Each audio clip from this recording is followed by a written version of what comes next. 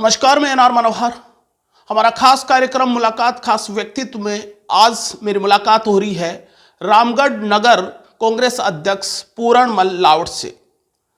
पूरणमल लावट से हम राजनीति से लेकर कुछ सवाल करेंगे, साथ ही बदलते परिदृश्य में कांग्रेस कितनी मजबूत हुई है, ये तमाम सवाल हमारे आज पैनल में रहेंगे। सबसे पहले लावट जी, आपका हमारे चैनल में स्वागत आपका।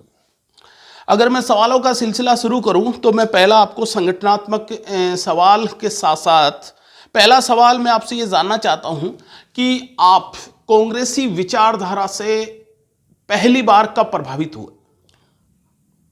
कांग्रेसी विचारधारा से हमारा परिवार शुरू से ही रहा है। हमारे पिताजी राजनीतिक क्षेत्र में अग्रणी रहते थे और वो वार्ड पंच रहे थे। हमारे भाभी जी वार्ड पंच रहे, हमारे भतीजा था वो भी वार्ड पंच रहा है। सभी कांग्रेसी विचारधारा से थे? हाँ, हमारे सभी परिवार कांग्रेस विचारधारा से शुरू से ही हैं। तो ऐसा माना जाए कि आपका परंपरागत रूप से आप कांग्रेसी विचारधारा के रहे हैं? हाँ, हम परंपरागत रूप से कांग्रेसी हैं। अगर बात करें तो वर्तमान में आप नगर कांग्रेस अध्यक्ष हो, और मैं देखता हूं कि आपके नगर अध्यक्ष बनने के बाद में रामगढ़ जो आपका शहर है वहां कांग्रेस पहले से ज्यादा मजबूत हुई है, ऐसा माना जाए? बिल्कुल हुई है सर। नगर अध्यक्ष बनने के बाद में नगर कांग्रेस दाता रामगढ़ में कांग्रेस बहुत अच्छी मजबूत रही है। इसका मेन रीज़न है हमारे विधायक साहब का जो भी कार्य क्षेत्र हुआ है उसका मेन रीज़न रहा है। अगर बात करें कि काम के हिसाब से या विकास के हिसाब से आप बता रहे हो कि कांग्रेस मजबूत हुई है, लेकिन मैं रिजल्ट को देख रहा हूं तो आपने एक के बाद एक चुनाव हारे। अगर पंचायत समिति की मैं बात करूं वो हार गए, उसके बाद में जिला परिषद आप हार गए, तो मजबूत होने के बावजूद भी कांग्रेस हारी है। देखो, जिला परिषद हारने का रीज़न ये रहा कि जो सामने वाली जो पार्टी थी वो धनबल से चुनाव जीता है। धनबल आपके पास में कमी थोड़ी थी? हमारे पास रिंकू जी शर्मा के पास में बहुत ही धनबल, क्या दामोदर जी तो एक नेक इंसान थे।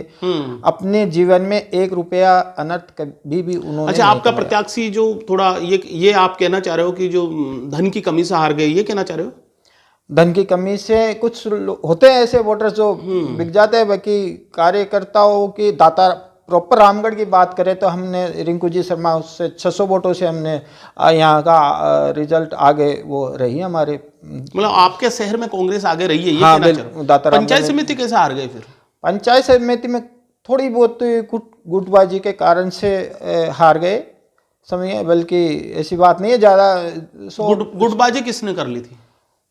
अब ऐसा ही होता है, थोड़ी मान लो सरपंच पद के लिए जो मान लो खड़ी हुई थी रिंकू जी, और फिर बाद में रतन जी अलग खड़े हुए थे, उस कारण से थोड़ा मानसिकता ऐसा मानते हो कि कांग्रेसी जैसे रिंकू शर्मा है, रतनलाल यादव की मां जो चुनाव में खड़ी हुई थी, इन दोनों के सरपंच पद के कारण कांग्रेसी 2 खेमों में बट गए?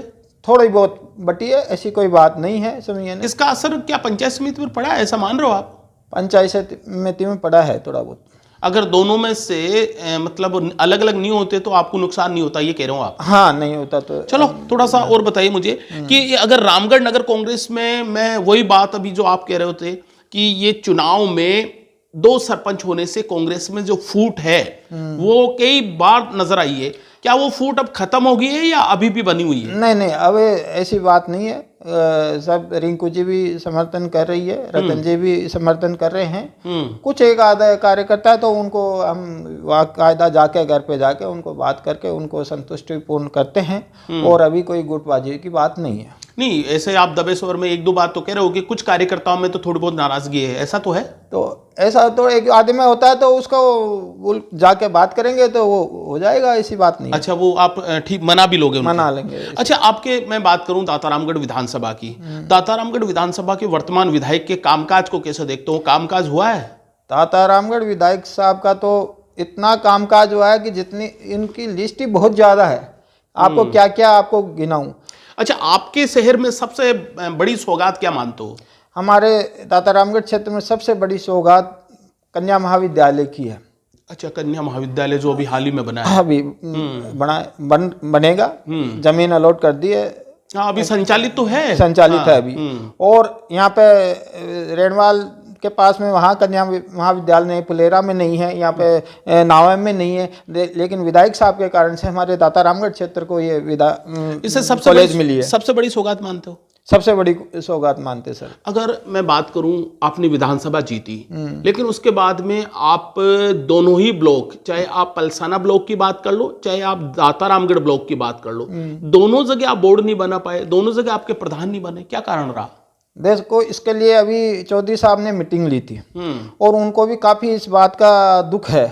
चौधरी नारायण सिंह जी ने बहुत इस पे वो नाराजगी जताई हुई, कैसे आगे, जबकि दाता रामगढ़ क्षेत्र में विकास की कोई कमी नहीं रही है। और पलसाना में चौधरी साहब कह रहे मैंने पूरा मतलब बजट पलसाना में भी लगाया है, तो उसमें भी कोई कमी नहीं रही है। अब इसका मतलब जो हारे हैं उसके लिए हम आगे प्रयास करेंगे एकजुट होकर और अपन पार्टी को मजबूत करें। हारने का कारण कोई गुटबाजी तो नहीं? नहीं, गुटबाजी की ऐसी कोई संभावना नहीं है। कोई, अब देखो हर क्षेत्र में थोड़ी बहुत होती है, लेकिन इतनी कोई खुल के कोई गुटबाजी नहीं आई है। थोड़ी बहुत होती है। अच्छा, मुझे ये बताइए कि अगर मैं वर्तमान सरकार को देखते हैं हम, तो वर्तमान सरकार में सचिन पायलट गुट या सचिन पायलट की नाराजगी, सीएम अशोक गहलोत गुट या उनकी नाराजगी, होटलों में रहना, ये जो गुटबाजी चली थी, ये नाराजगी चली थी, इस गुटबाजी का असर क्या अब भी नजर आता है या अब बहुत कुछ ठीक हो गया? देखो, पहले थोड़ा बहुत थी ये गुटबाजी, लेकिन अब बहुत ही मतलब अच्छा एकजुट हो गए हैं और आगामी विधानसभा में आपको इसका जवाब मिल जाएगा। पूर्ण बहुमत से कांग्रेस की सरकार बनेगी और गहलोत साहब में और सचिन पायलट में कोई अभी गुटबाजी नहीं है।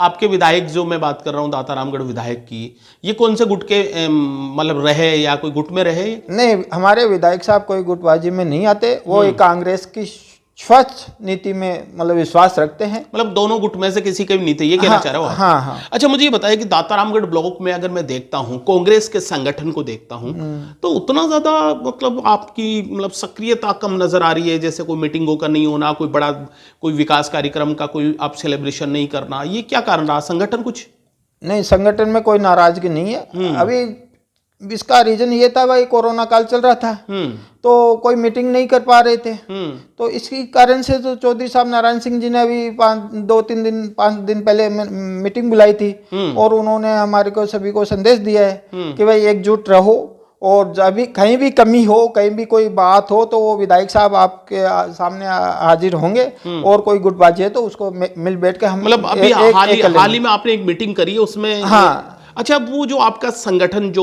पहले बना था, ब्लॉक की कमेटी भी बन गई थी, अध्यक्ष भी मिला था, वो भंग भी हुई थी, क्या वही वापस एक्शन में काम करेगी या फिर नया बन रहा है कोई अध्यक्ष? वो हमारे विधायक साहब तय करेंगे।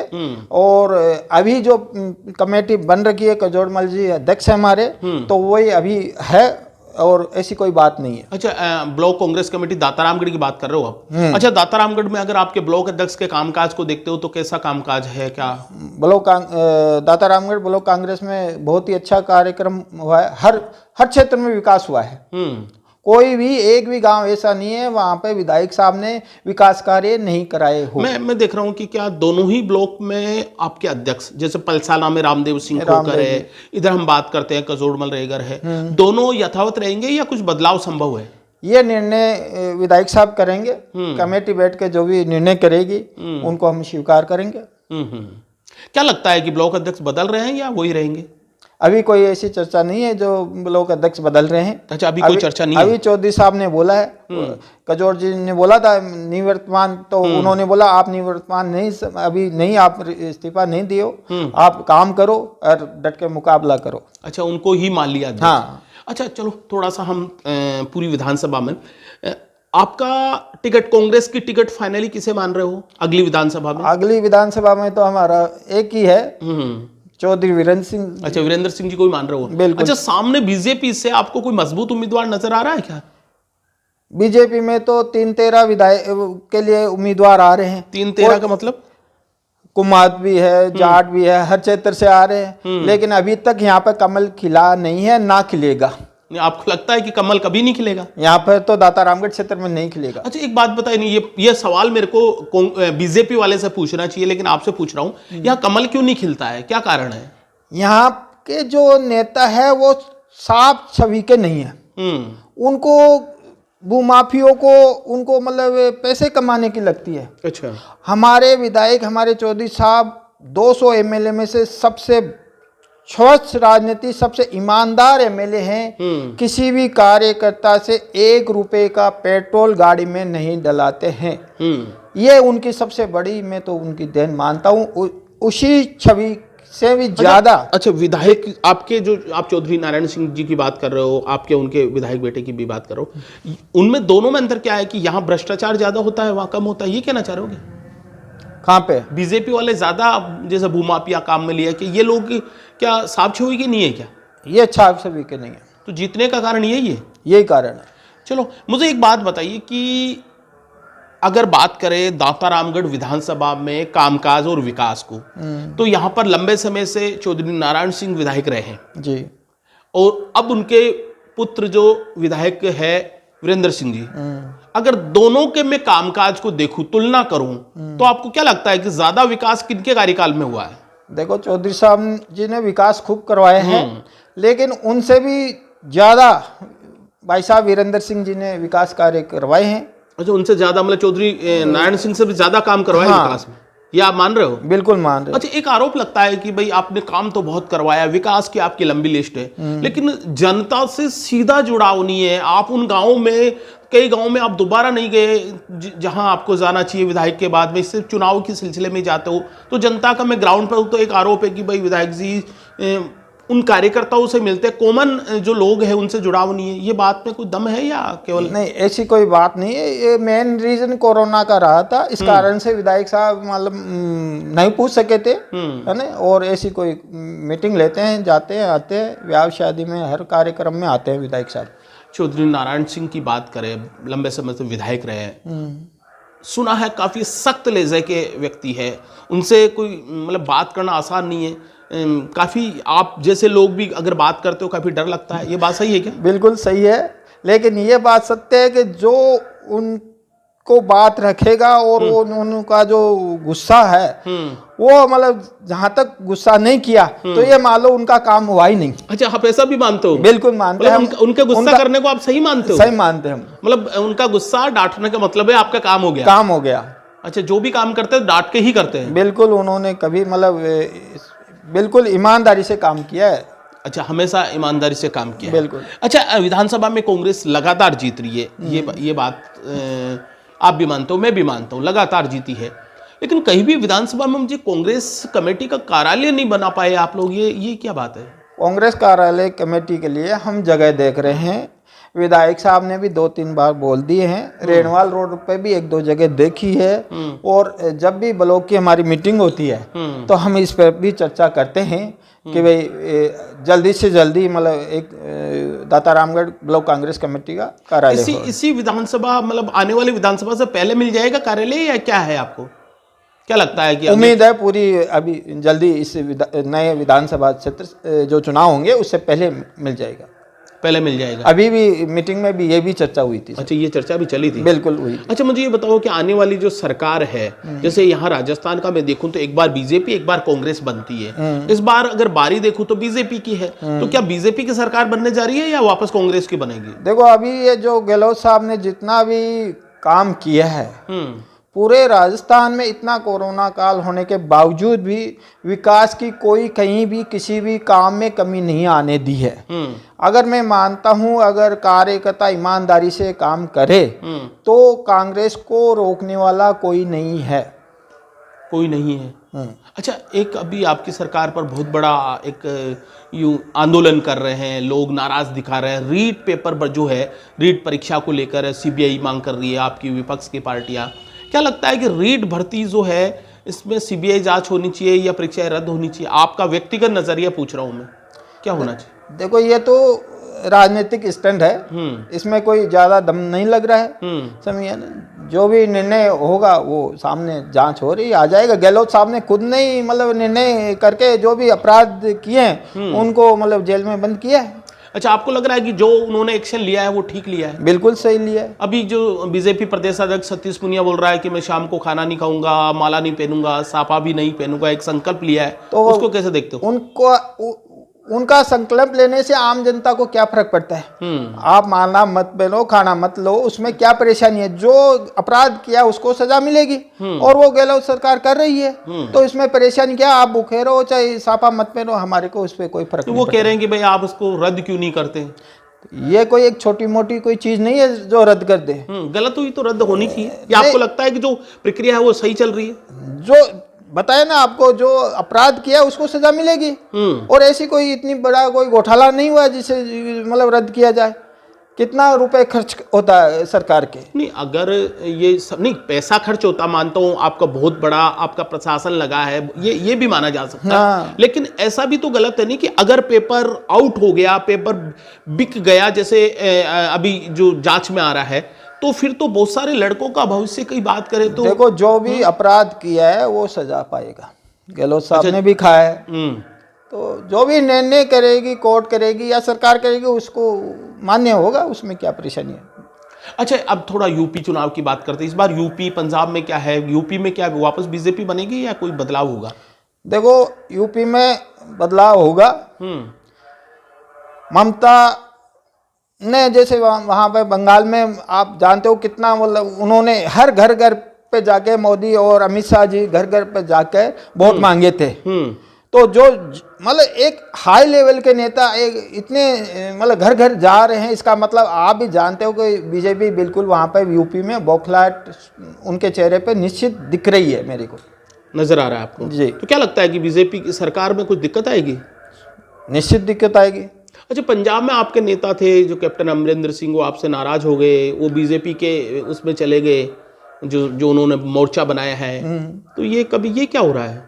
ये सब ऊपर के नेताओं की राजनीति है, इसमें हम क्या कर सकते हैं। अच्छा, ऊपर के नेताओं की राजनीति। जी। अच्छा, मुझे ये बताओ कि जैसे अगर नगर अध्यक्ष पूरनमल लाउट लंबे समय से राजनीति में समय दे रहे हो, तो कभी चुनाव लड़ने की एक हसरत भी है कि भाई कभी जिला परिषद, जिला प्रमुख, पंचायत समिति, ऐसा कुछ?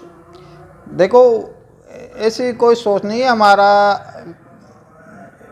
मानना ये है कि मैं दामोदर जी ब्लॉक अध्यक्ष थे, दामोदर प्रसाद शर्मा की बात जी, और GL कोलैया थे, वो भी अध्यक्ष थे।